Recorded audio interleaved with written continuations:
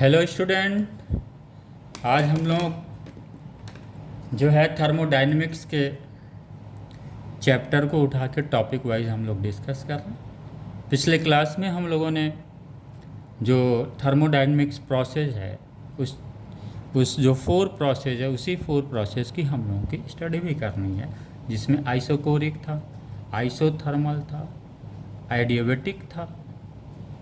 3 process हम लोगों के हो गए और एडियाबेटिक हो गया बेटा, आइसोबारिक हो गया। वो 4 प्रोसेस हम लोगों ने पढ़ा हुआ था। आइसोबारिक में क्या था बेटा? प्रेशर कांस्टेंट था। ये हम सिर्फ रिफ्लेक्शंस के लिए आपको बोल रहे हैं। This one we have gone through that in our yesterday class. तो this is all about the isobaric, isochoric, isothermal and adiabatic. Okay बेटा, आइसोबारिक में प्रेशर कांस्टेंट हम लोगों ने पढ़ा हुआ था, आइसोकोरिक में वॉल्यूम कांस्टेंट पढ़ा हुआ था हम लोगों ने, और आइसोथर्मल में टेम्परेचर कांस्टेंट। ये डीपी और डीवी क्या, जब ये कांस्टेंट है बेटा तो उनमें जो चेंज आएगा वो क्या होगा? ऑटोमेटिक जीरो होगा। वो एडियाबेटिक में क्यू कांस्टेंट था। ओके बेटा, तो ये हम लोगों ने पढ़ा हुआ था। अब हम लोग जो शुरू करने जा रहे हैं बेटा, फर्स्ट लॉ ऑफ थर्मोडायनेमिक्स, उसको समझने से पहले हम लोग थोड़ा सा कुछ और ब्रीफिंग करते हैं। देखिए फिजिक्स में बेटा क्या है, नोटबुक बनाएं आप अपने तरीके से बनाएं, राइट।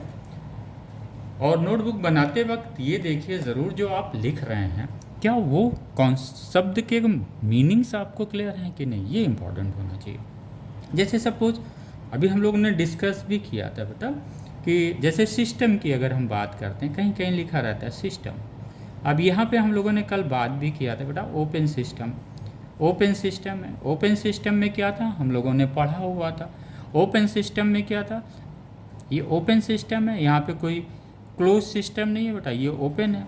तो इस ओपन होने की वजह से क्या होगा, गैस के मॉलिक्यूल्स क्या करेंगे, एस्केप आउट भी करेंगे इस कंटेनर से। और जब एस्केप आउट करेंगे तो बेटा फिर क्या होगा, एनर्जी भी एस्केप आउट होगी। इसका मतलब ओपन सिस्टम, 2 सिस्टम हम लोगों ने पढ़ा था बेटा वहाँ पे। ओपन सिस्टम में क्या था, ओपन सिस्टम में क्लियर था कि मास भी जो है, मास एंड एनर्जी बहुत एक्सचेंज होता है। कहाँ पे, किससे हो रहा है बेटा? सराउंडिंग से। यानी जो इस कंटेनर्स के बाहर का जो एनवायरनमेंट है उसमें क्या शेयर कर रहा है वो ओपन सिस्टम में, मास और एनर्जी। यानी ओपन सिस्टम में law of conservation of energy जो है सिर्फ पर्टिकुलर कंटेनर्स में अप्लीकेबल इसलिए नहीं हो पाता है बेटा क्योंकि वो एनर्जी का लॉस होता है, दूसरे फॉर्म में सराउंडिंग्स में एनर्जी चली जाती है, नंबर 1। दूसरा, law of conservation of mass भी नहीं फॉलो करता है वो। ओपन सिस्टम में क्लियर हो गया। एक्सचेंज ऑफ हीट तो होता ही होता है बेटा, एक्सचेंज ऑफ मासेस भी होता है, तो वो चीज़ क्लियर हो गया। लेकिन जब हम क्लोज सिस्टम की बात करते हैं बेटा, यहीं पे हमें समझना है, जब क्लोज सिस्टम हो गया तो हमको पता है हीट में एक्सचेंज, क्योंकि ये कंटेनर है, ये क्लोज्ड है बेटा। ये जब क्लोज्ड कंटेनर है तो इसमें जो गैस मॉलिक्यूल्स होंगे उसी के अंदर रहेंगे, चाहे आप जो भी प्रोसेस यूज करेंगे आप उसी के अंदर रहेंगे, क्योंकि क्या है वो सिस्टम क्या है, क्लोज सिस्टम है। ओके, तो क्लोज सिस्टम का मतलब मासेस एक्सचेंज नहीं हो सकता, मास जो है या मॉलिक्यूल्स जो हैं वो बाहर नहीं जाएंगे। तो जब बाहर ही नहीं जाएंगे तो मास कहाँ से बेटा एक्सचेंज करेगा, नहीं करेगा। लेकिन चूंकि कंटेनर्स है तो इसके हीट बेटा जो है इट में एक्सचेंज टू द सराउंडिंग, यानी ये जो कंटेनर का हीट है वो सराउंडिंग्स में एक्सचेंज कर सकता है। क्लियर हो गया। क्लोज सिस्टम की एक सबसे अच्छी प्रॉपर्टी जो हम लोगों को समझनी, ये हम लोगों को क्लियर हो गया कि इसमें मास का एक्सचेंज नहीं है। यानी अगर यहाँ पे 20 मोल गैस है तो वो इसमें कोई भी अगर हम थर्मोडायनेमिक स्टेट चेंज करेंगे तो वो 20 मोल ही रहेगा। अगर 30 मोल है तो वो 30 मोल रहेगा। वाई? चूँकि सिस्टम क्या है बेटा, क्लोज्ड सिस्टम है। क्लियर हो गया। सिस्टम क्लोज मीन जो नंबर्स ऑफ मॉलिक्यूल्स हैं या जो मास ऑफ द मॉलिक्यूल्स है या फिर जो नंबर्स ऑफ मोल्स हैं वो चेंज नहीं होंगे, क्योंकि कंटेनर क्लोज सिस्टम में कंटेनर के अंदर जो है वो मॉलिक्यूल्स एज इट इज़ बने रहते हैं, चाहे हम जो भी प्रोसेस चेंज करें। तो ये 2 चीज़ बेटा समझ में आ गया, सिस्टम में ओपन सिस्टम और क्लोज सिस्टम आ गया। ओके, आइए दूसरा चीज़ जो समझना है हम लोगों को, जैसे सपोज जो प्रोसेस करते हैं बेटा, ये जो हम लोग डायग्राम या ग्राफ बनाते हैं वो सिंपल यही होता है, कंटेनर्स का ही होता है बेटा। ये सपोज कोई चीज़ यहाँ पे वी वॉल्यूम पे है बेटा, किस में है, वी वॉल्यूम पे है गैस ये, बाई सम प्रोसेस उसकी वॉल्यूम को हम एक्सपांड कर देते हैं, तो ये यहाँ पे चला जाएगा। तो वो चीज़ें पहले क्या था, इनिशियल यहाँ पे था, फाइनली वॉल्यूम यहाँ पे होगी। ये तो हमें समझ में आ गया। लेकिन एक जो अच्छी चीज़ समझनी है बेटा, अगर हम वॉल्यूम ही कांस्टेंट कर देते हैं, फिर आप कहेंगे सर वो तो कहाँ पे फिर दो स्टेट हो गया। अगर हमने बेटा यहाँ पे वॉल्यूम कांस्टेंट कर दिया तो ये इसका पहला स्टेज क्या होगा, विदाउट कोई भी हम एनर्जी इसे मिल नहीं रही है, तो पहला फर्स्ट स्टेट थर्मोडायनेमिक्स का क्या हो जाएगा बेटा, मान लिया हमने P1 है, V1 है, और ये क्या हो गया बेटा T1 हो गया। ये क्या है, फर्स्ट स्टेज है। सेकेंड स्टेज में भी क्या हुआ बेटा, वॉल्यूम जो है वो सेम रखा गया है। क्या रखा गया है, सेम रखा गया है। अगर सेम वॉल्यूम है तो प्रेशर चेंज हो सकता है, तो बेटा प्रेशर P2 हो सकता है। और ये क्या है, वॉल्यूम सेम है तो ये सेम हो जाएगा, V1 हो जाएगा, और ये क्या हो जाएगा, T2 हो जाएगा। तो ये क्या है बेटा, फर्स्ट स्टेट है किसका, थर्मोडायनेमिक्स का फर्स्ट स्टेट है, जहाँ पे पीवीटी थर्मोडायनेमिक्स पैरामीटर्स क्या है बेटा, pressure, volume, temperature and internal energy. अभी हम लोग इंटरनल एनर्जी को इग्नोर क्यों कर देते हैं, अभी जस्ट इसके बाद हम लोग डिस्कस करेंगे। ओके बेटा, तो आगे हमें स्टेट समझें। जनरली क्या होता है कन्फ्यूजन, अगर गैस यहीं तक बस सीमित है तो हम लोग ये समझते हैं कि ये जो है ये थर्मोडायनेमिक स्टेट उसका एक ही है, बदला ही नहीं है। जबकि थर्मोडायनेमिक स्टेट किसको डिफाइन करता है बेटा, प्रेशर, वॉल्यूम एंड टेम्परेचर। इन तीनों में से कोई भी एक चेंज होगा तो स्टेट क्या हो जाएगी, चेंज हो जाएगी। मैं फिर से रिपीट कर रहा हूँ, थर्मोडायनेमिक स्टेट क्या है, मैं यहाँ से कंटेनर से बेटा स्टडी कर रहा हूँ, करके बता रहा हूँ। थर्मोडायनेमिक स्टेट क्या कह रहा है, ये कह रहा है अगर प्रेशर, वॉल्यूम और टेम्परेचर में से कोई, सपोज किसी का फर्स्ट स्टेट है, वो क्या है, थर्मोडायनेमिक स्टेट फर्स्ट स्टेट है बेटा, वो क्या हुआ, P1, V1, T1, ये फर्स्ट स्टेट है। सेकेंड स्टेट कोई एक अगर चेंज हो जाएगा बेटा ना उसमें, तो स्टेट चेंज हो जाएगा, P2, V2, T2। Third state ऐसा ही बेटा थर्मोडायनेमिक स्टेट है, ओके, P3, V3, T3। अब इसमें ये हो सकता है बेटा उसका T1, फर्स्ट स्टेट का T1 और T2 और T3 ये तीनों इक्वल हो सकता है। फर्स्ट स्टेट का वैल्यूम, सेकेंड स्टेट का वैल्यूम, थर्ड स्टेट का वैल्यूम, ये तीनों सेम हो, तभी तो इसको आइसोकोरिक बोला गया बेटा। वॉल्यूम अगर सेम है, यानी कोई चेंज वॉल्यूम में नहीं हो रही है, तो चेंज इन वॉल्यूम कितना हो जाएगा बेटा, जीरो हो जाएगा। हम करें फर्स्ट स्टेट पे उसका वॉल्यूम V1 है, सेकेंड स्टेट पे उसका वॉल्यूम V1 है, तो चेंज इन वॉल्यूम कितना हुआ बेटा, जीरो हो गया। ये स्टेट को थोड़ा सा दिमाग में आप लोग रखिएगा ज़रूर। थर्मोडायनेमिक स्टेट, अगर प्रेशर, वॉल्यूम, टेम्परेचर तीनों में से कोई भी एक चेंजेस होगा तो ये स्टेट क्या होगा, चेंज हो जाएगी। थर्मोडायनेमिक स्टेट क्या होगी, चेंज हो जाएगी। नंबर एक। दूसरा एक चीज़ और आप क्लियर कर लीजिए, जो इंटरनल एनर्जी होती है बेटा वो सिर्फ स्टेट पे निर्भर करती है। अगर फर्स्ट स्टेट का इंटरनल एनर्जी U1 है, सेकेंड स्टेट का U2 है, और थर्ड स्टेट का अगर इंटरनल एनर्जी U3 है, तो ये देखिए बेटा, ये की पॉइंट है, ये न्यूमेरिकल में आपको आएगी ही आएगी। तो ये कहते हैं भैया ये PVT अगर कोई है, pressure, volume, temperature first state में है, कुछ भी हो, लेकिन अगर उसकी एक बार जो वैल्यू आ गई है U1, वो हमेशा U1 ही रहेगी। क्या रहेगी, इस स्टेट पे क्या होगी, U1 ही रहेगा। यानी जो इंटरनल एनर्जी की वैल्यू होती है बेटा, हर एक स्टेट की अलग अलग होती है, लेकिन जो वैल्यू होती है वो क्या होती है, फिक्स्ड होती है, वो वैल्यू कांस्टेंट होती है। ये बेटा बहुत की पॉइंट है, इसी में हम लोगों का बहुत अधिक कन्फ्यूजन होता है इंटरनल एनर्जी का।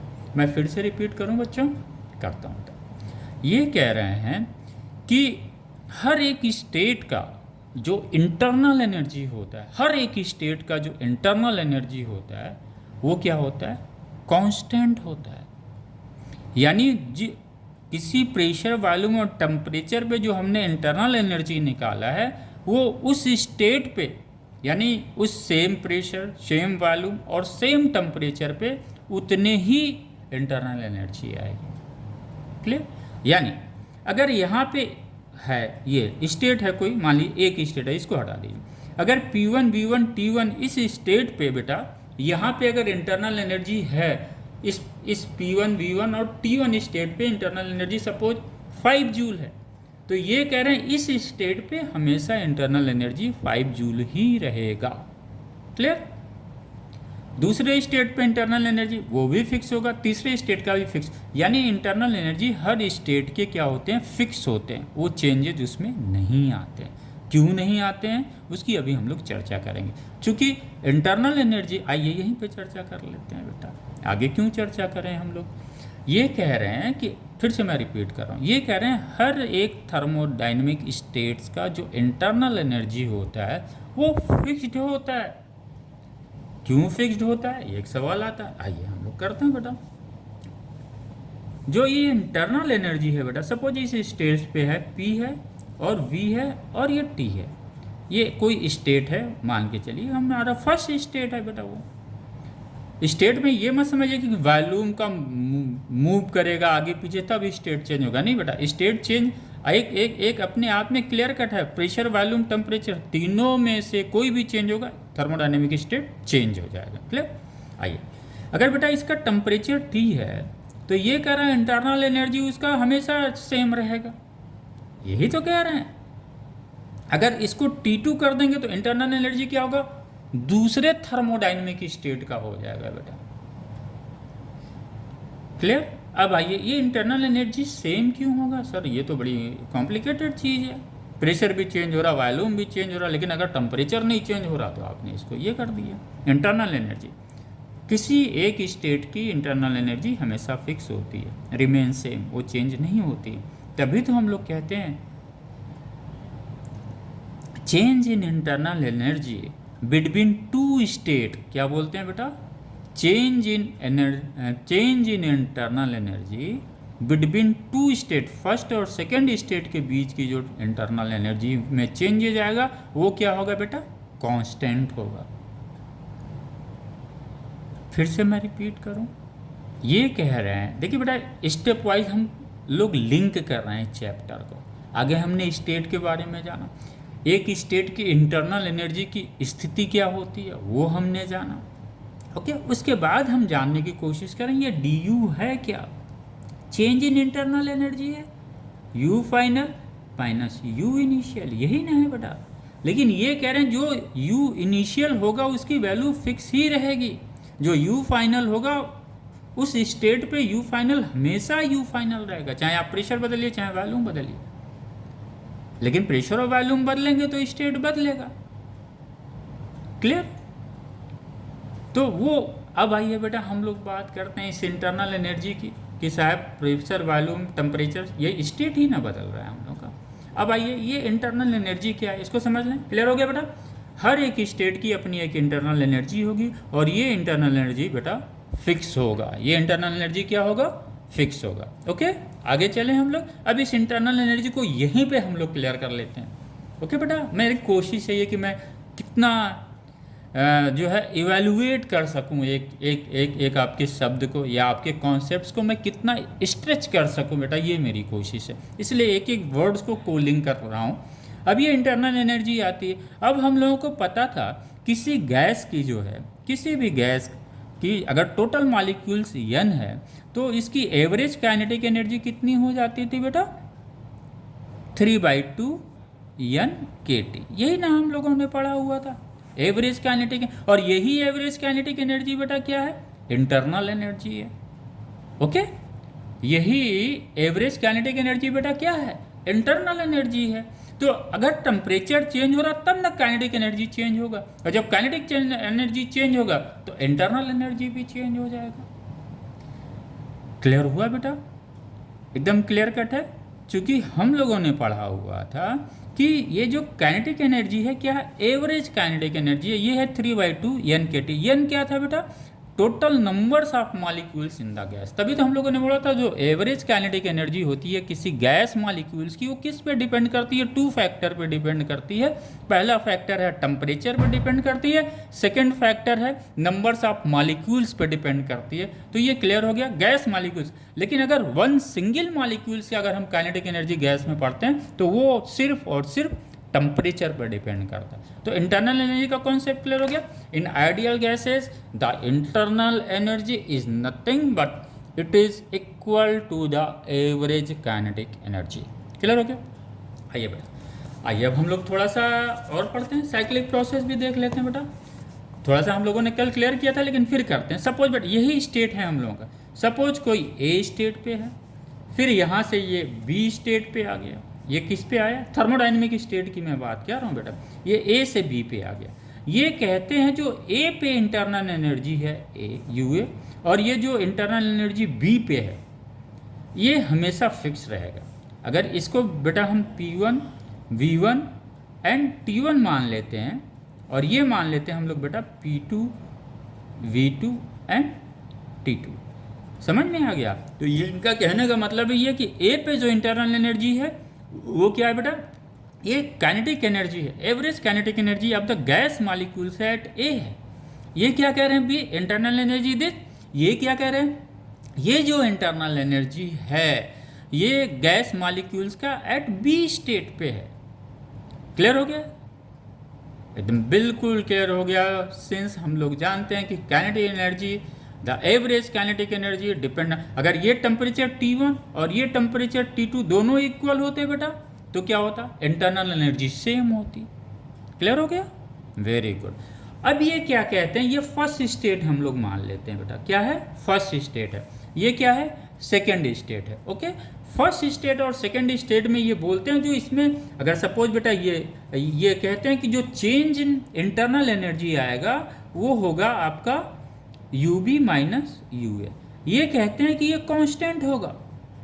हमने मान लिया भाई कांस्टेंट होगा। ये कहते हैं आप ए से बी आने में कोई भी पाथ चूज करिए, हमें इससे मतलब नहीं। आप ढेर सारा हीट दे दीजिए, वो ढेर सारा वर्क कर लीजिए, फिर यहीं पे आ जाएंगे। तो हमें सिर्फ इससे मतलब है कि जो हमारा चेंज इन होगा इंटरनल एनर्जी वो हमेशा सेम रहेगा। क्लियर हो गया बेटा? मेरी बात समझ में आई? अगर ये ए है और ये बी है, ओके बेटा, अगर ए से बी आने में जो भी पाथ हमने अडॉप्ट किया वो करते रहे हम, कोई दिक्कत नहीं है। 1 पाथ 2 पाथ 3 पाथ, तो हम क्या लिखेंगे बेटा? चेंज इन इंटरनल एनर्जी क्या हो जाएगा? सपोज Q1 हीट दिया गया है, वर्क हुआ कितना? W1। फिर दिया गया Q2, वर्क कितना हुआ? W2। फिर दिया गया Q3, वर्क कितना हुआ बेटा? W3। ओके, तो ये क्या कह रहे हैं? ये सब कांस्टेंट होगा। वेरी गुड, क्लियर हो गया बेटा? ये du कांस्टेंट कब होगा? du only depend on to the state not on to the path. जैसे हम लोगों ने कल क्लास में ही पढ़ा हुआ था कि इंटरनल एनर्जी पाथ को फॉलो नहीं करता है। यानी दो चीज़ हमारे दिमाग में एकदम क्लियर हो गई है कि हम लोग जो है इंटरनल एनर्जी किसी भी स्टेट की क्या होती है? फिक्स होती है बेटा। क्लियर? ओके, आइए अब हम लोग बेटा आज शुरू करते हैं फर्स्ट लॉ ऑफ थर्मोडाइनमिक्स का करते हैं हम लोग। Okay, first law of thermodynamics में बहुत डिफरेंट तरीके से डेफिनेशंस दी गई है, लेकिन मोटो डेफिनेशंस का सिर्फ सिंगल यही है कि लॉ ऑफ थर्मोडाइनमिक्स क्या कहता है कि जो एनर्जी है, एनर्जी को हम लोगों ने क्या पढ़ा था बेटा? जो एनर्जी है ये पूरे यूनिवर्स में कंजर्व होती है। यानी इन्होंने बोला यूनिवर्स में अगर जितनी भी एनर्जी है, कई मिलियंस बिलियंस जूल्स में जो भी एनर्जी है वो हमेशा कंजर्व रहेगी, यानी इसको डिस्ट्रॉय नहीं किया जा सकता। एनर्जी में हम लोगों ने क्या पढ़ा था बेटा? हीट पढ़ा था और वर्क पढ़ा था, जिसके द्वारा हम लोगों ने ट्रांसफ़र ऑफ एनर्जी पढ़ा हुआ था। Okay, transfer of energy due to the temperature difference is called as heat. The transfer of energy due to the mechanical work is known as this work, okay, not due to the temperature difference. Transfer of energy due to the mechanicals work is known as work. यही तो हम लोगों ने पढ़ा हुआ था बेटा, work में। वर्क हीट में क्या था, transfer of energy due to the temperature difference था। वर्क में क्या था, transfer of energy not due to the temperature difference. ये डिफरेंस है हम लोगों ने पढ़ा हुआ।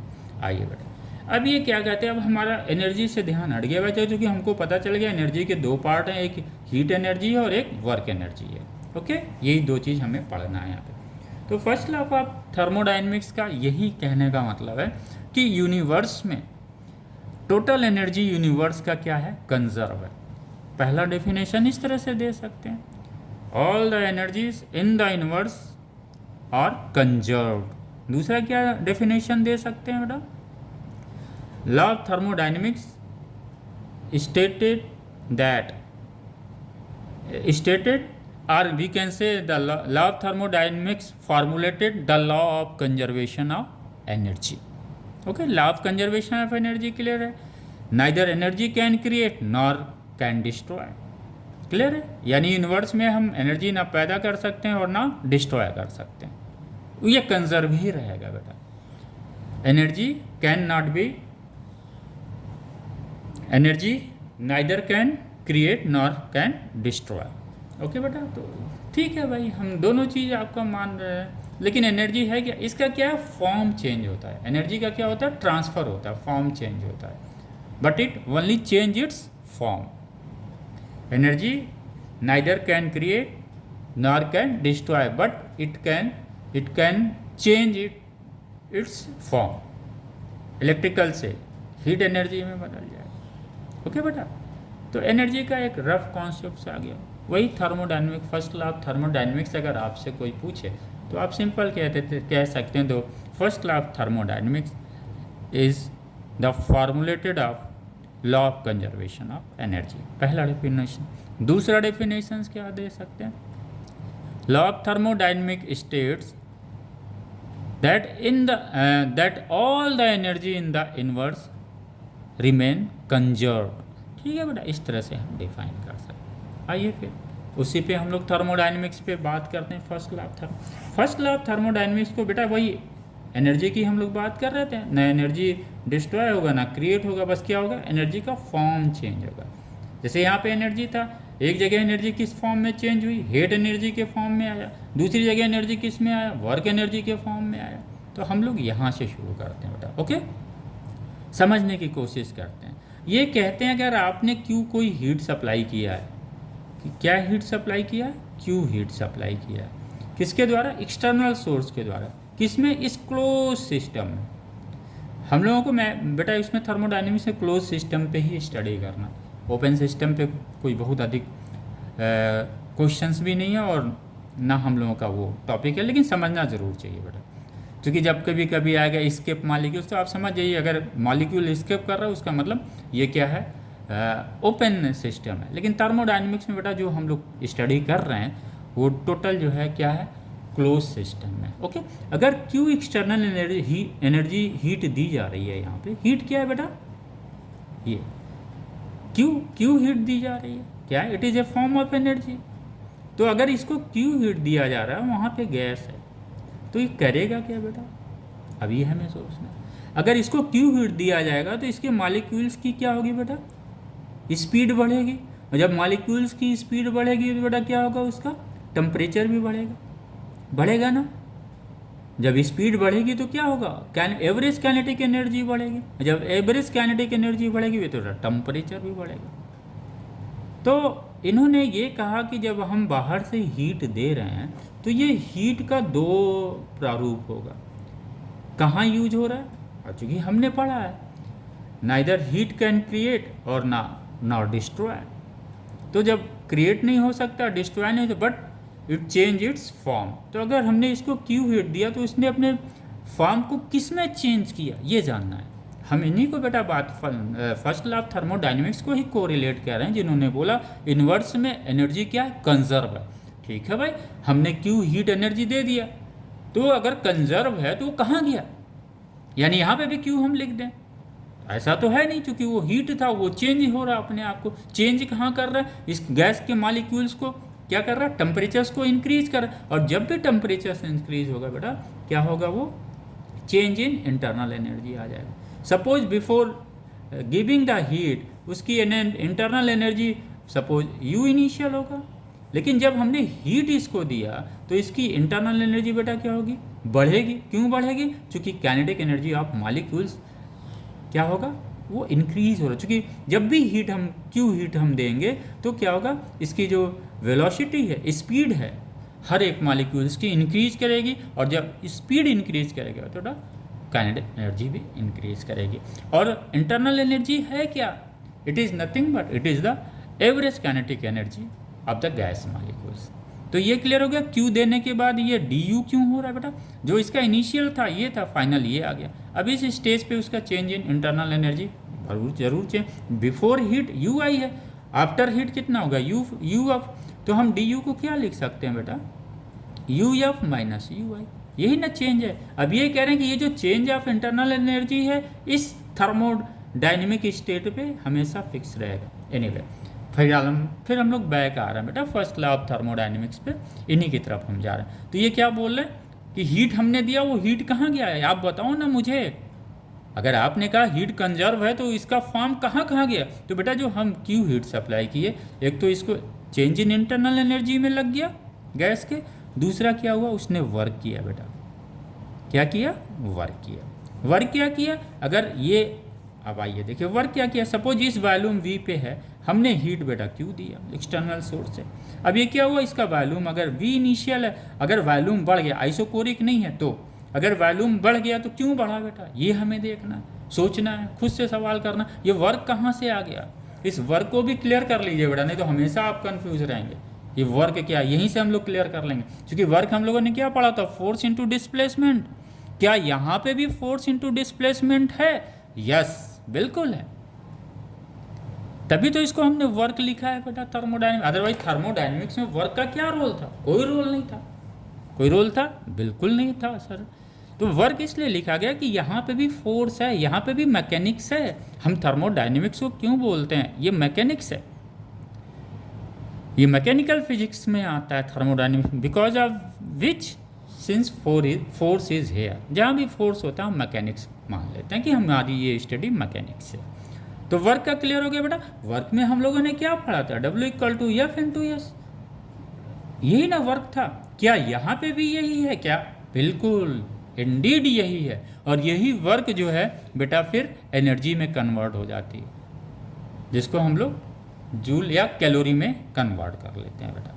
क्लियर हो गया। लेकिन यहाँ पे जो वर्क हो रहा है बेटा, ये वर्क क्या, मैकेनिकल वर्क ही है, क्योंकि यहाँ पे भी फोर्स और डिस्प्लेसमेंट है। नहीं क्लियर हुआ, फिर से रिपीट करते हैं बेटा। मैंने कहा ये वर्क जो है यहाँ पे क्यों रखा गया, वर्क का तो हमने फोर्स इंटू, यहाँ पे कहाँ फोर्स इंटू है बेटा, डिस्प्लेसमेंट है। मैं आपको बताता हूँ, ये सपोज बेटा वी आई है इनिशियली। अब ये क्या हुआ, जब हम इसको हीट देते हैं बेटा तो इसकी क्या होगी, स्पीड बढ़ेगी। स्पीड बढ़ेगी तो नंबर्स ऑफ कोलिजन्स भी बढ़ेंगे। ओके, जब नंबर्स ऑफ कोलिजन मॉलिक्यूल्स के वॉल से बढ़ेंगे तो मॉलिक्यूल्स में बेटा क्या होगा, चेंज इन मोमेंटम आएगा। अब बहुत जब उसको स्पीड बढ़ेगी तो क्या होगा, नंबर्स ऑफ कोलिजन पर जल्दी टकराएगा वॉल्स पे, और जब जो कोलिजन है उसी की वजह से प्रेशर जनरेट होता है बेटा। यही प्रेशर जो है क्यू देने पे यहाँ पे जाता है, यही प्रेशर है बेटा। आइए फिर से क्लियर कर दो, एक बार एकदम क्लियर रहिएगा बेटा, क्योंकि ये जो प्रेशर होता है आउटवर्ड होता है बेटा। ओके, ये जो गैस है जो इस वॉल पे प्रेशर लगा रहा है क्या है, आउटवर्ड है। ये तो प्रेशर हमने पढ़ लिया, लेकिन ये प्रेशर कहाँ से आया बेटा, बिकॉज ऑफ दिस। लेकिन वो प्रेशर आने से पहले मेरे पास क्या था बेटा, फोर्स था। Force equal to P into A, यानी ये जो फोर्स कौन लगा रहा है बेटा, गैस मॉलिक्यूल्स लगा रहे हैं। किस एरिया पे, इस ए एरिया पे, वॉल के ए एरिया पे अपवर्ड फोर्स लग रहा है, और यही अपवर्ड फोर्स क्या क्रिएट कर रहा है बेटा, प्रेशर क्रिएट। तो अगर ये एफ है बेटा, अगर ये एफ है तो यहाँ पे डिस्टेंस कितना वो ट्रेवल किया, ये ds किया बेटा। तो यहाँ पे भी हम तो लिख सकते हैं ना, W equal to F into D S. अब बेटा एफ क्या है, P इंटू ए है, लिख देते हैं हम लोग P इंटू ए इंटू डी एस। अब बेटा ये जो एरिया है ना, ये आप समझिए, ये एरिया है क्या, इसको थोड़ा समझने को। देखो बेटा ये कंटेनर है सपोज कोई, ओके, ये कंटेनर है,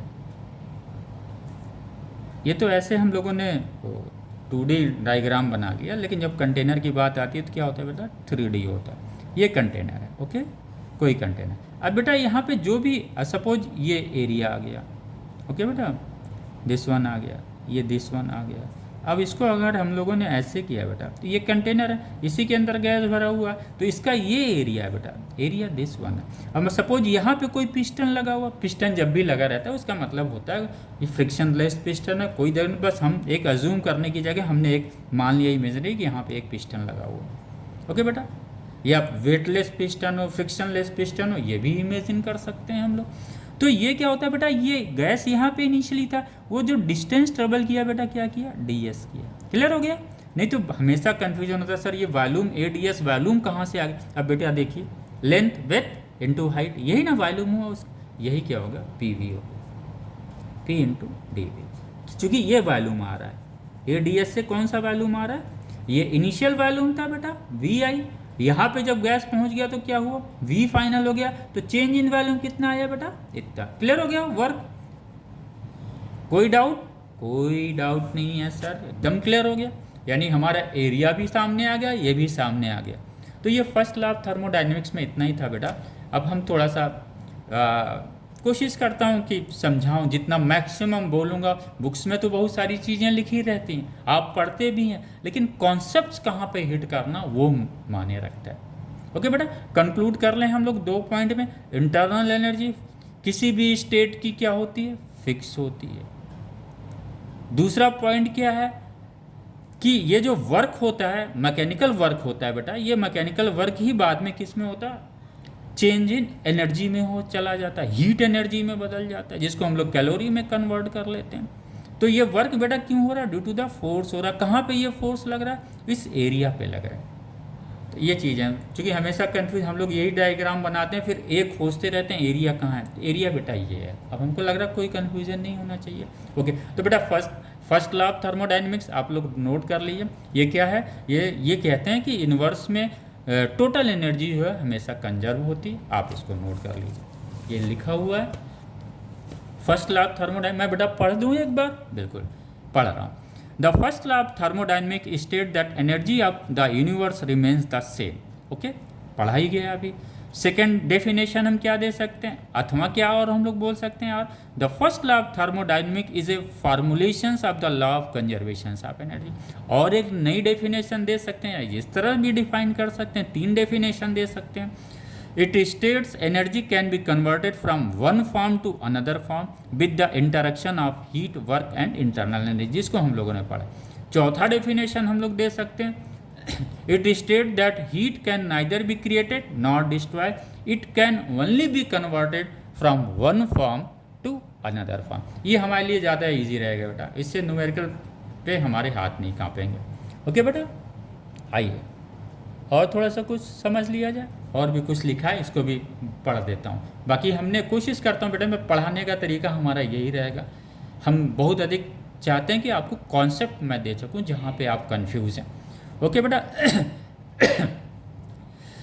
if an amount of heat transferred to a system, then one part of it will be used in increasing the internal energy, हम लोगों ने पढ़ा, of the system, and remaining part of heat used to work by the system। Clear हो गया? Q equal to du plus W। आइए बेटा आगे आते हैं, यही मैंने हम लोगों ने पढ़ा था। अगर सपोज हमने बेटा इसको Q हीट दिया है, एक्सटर्नल सोर्स से सिस्टम को हमने हीट दिया है, अभी सिस्टम से हीट लेने की बात हम लोग नहीं कर रहे हैं, आगे हम समझने की कोशिश कर रहे हैं। हीट क्या हुआ, एक्सटर्नल सोर्स से सिस्टम को दिया गया। ये हीट किस में यूज हुआ, 2 फॉर्म में यूज हुआ। एक तो इसके इंटरनल एनर्जी को चेंज किया उसने, इंटरनल एनर्जी को बढ़ाया, और जब इंटरनल एनर्जी को बढ़ाया तो यहाँ पे वो उसका एक पार्ट यूज हुआ इस क्यू हीट का, दूसरा पार्ट इस क्यू हीट का कहाँ यूज हो रहा, वर्क करने में हो रहा। वो वर्क क्या कर रहा है, एक्सपांड कर रहा है वॉल्यूम को बेटा। और वही वर्क जो होता है मैकेनिकल वर्क है यहाँ पे, लेकिन यही मैकेनिकल वर्क कन्वर्ट हो जाता है हमारा हीट एनर्जी में बेटा। क्लियर? तो Q equal to du plus W ऐसे भी लिख देते हैं, कोई कहीं आता है तो फर्स्ट लॉ ऑफ थर्मोडायनेमिक्स में इससे भी लिख देते हैं। आप सिंपल तरीके से डिफाइन कर दीजिए, खत्म हो गया बेटा। बाकी हम लोगों ने ये पढ़ा हुआ है, पढ़ते जा रहा हूँ ताकि आपका वो जो हमने बोला है था उससे पहले वो कॉन्सेप्ट भी क्लियर होता चला जाए। In cyclic process D U equal to 0, बाहर जाहिर सी बात है यहाँ से शुरू किया है फिर यहीं पे चला आया, ए से शुरू किया, ये देखिए बेटा, ये देखिए ये यहाँ से इन्होंने शुरू किया ए से, फिर वो ऐसे गए फिर ए पे वापस आ गए। तो इस ए की थर्मोडाइनमिक स्टेट, जो पहला थर्मोडाइनमिक स्टेट उसका था, उस पर क्या था, उसका इंटरनल एनर्जी फिक्स थी, इसकी वैल्यू फिक्स थी। तो जब वो दोबारा लौट के यहाँ पे आया तो क्या हुआ, फिक्स ही रहेगा, सेम ही रहेगा, इसलिए उसमें चेंजेस कितना आएगा, माइनस कर देंगे तो 0 आ जाएगा। क्लियर? आइए बेटा, कुछ साइन कन्वेंशन है, इसको भी हम लोग समझ लेते हैं बहुत मोटा मोटा। अगर क्यू बाहर से हम दे रहे हैं, आप इसको इस तरह से समझिए बेटा। देखिए कुछ तो समझना, कुछ दिमाग में तो फीड करना पड़ेगा। फिजिक्स ऐसी चीज़ हम ये नहीं समझ सकते कि हर चीज़ हम लोग प्रूव कर सकते हैं, कुछ एजम्पशंस होते हैं उससे हम लोग मान लिया जाए। फिजिक्स में आप लोगों को अभी रिसर्च नहीं करना दिमाग में ऐसा क्यों हो रहा है, नहीं बेटा। आगे आप अपने कंपटीशंस की तैयारी करो, जो आपके लक्ष्य हैं उसकी तरफ जाइए, फिर उसके बाद आप ज़रूर बेशक बड़े साइंटिस्ट आप बनिए। तो ये बेटा क्या बोले, जब बाहर से एक्सटर्नल सोर्स से हीट मिलेगा तो इसको हीट को हम लोग इसमें क्या रखेंगे, पॉजिटिव रखेंगे। ठीक है, बाहर से हीट मिलने पे इन्होंने पॉजिटिव कर दिया, लेकिन दूसरा इन्होंने क्या एहसान किया, ये एहसान किया कि अगर आप बाहर वाले वर्क करोगे तो आपको निगेटिव कर देंगे। अपने हीट दे रहे हैं तो इसको पॉजिटिव बना दे रहे हैं, और जब हमसे वर्क करवा रहे हैं तो निगेटिव बना दे रहे हैं। यानी एक्सटर्नल सोर्स में एक ही समय में दो बातें हो रही है बेटा। हीट अगर दिया जा रहा तो पॉजिटिव, अगर एक्सटर्नल सोर्स से वर्क किया जा रहा तो वर्क किस में लेंगे, निगेटिव। ये बेटा आपको ये चीज़ें दिमाग में रखनी है, नोट डाउन भी कर लेना। अगर सिस्टम के द्वारा if work done by external force negative, if work done by the system, work done by the system का मतलब समझिए बेटा, गैस का एक्सपांशन होना, सिंपल एक line. Work done by the system क्या था बेटा, ये गैस वी पे है, उसको एक्सपांड करके वी फाइनल पे ला दिया गया, तो चेंज इन आया यहाँ पे एक्सपांशन हो रहा है। अगर एक्सपांशन वॉल्यूम का हो रहा है, इसका मतलब work is done by the system होगा। अगर वॉल्यूम डिक्रीज कर रहा है बेटा, अगर कंप्रेशन में है वॉल्यूम डिक्रीज कर रहा है, इसका मतलब एक्सटर्नल कोई फोर्स लगा हुआ है, तो ये क्या होगा, work done by the system. तो work done on to the system and work done by the system, दोनों में अंतर समझिए। जब भी कभी work done by the system हो, आप ये समझिए कि वॉल्यूम एक्सपांड हो रहा है, राइट। जब भी हो कभी work done on to the system, volume decrease करता है। क्लियर? वो भी कॉन्सेप्ट क्लियर हो गया। ये this D U final minus U N, किसी भी between two thermodynamic state of a given gas है, तो इसमें जो इंटरनल एनर्जी में जो चेंजेज आएगी, डिफरेंस, वो हमेशा कांस्टेंट होगी, जिसको हम लोगों ने पढ़ा हुआ है।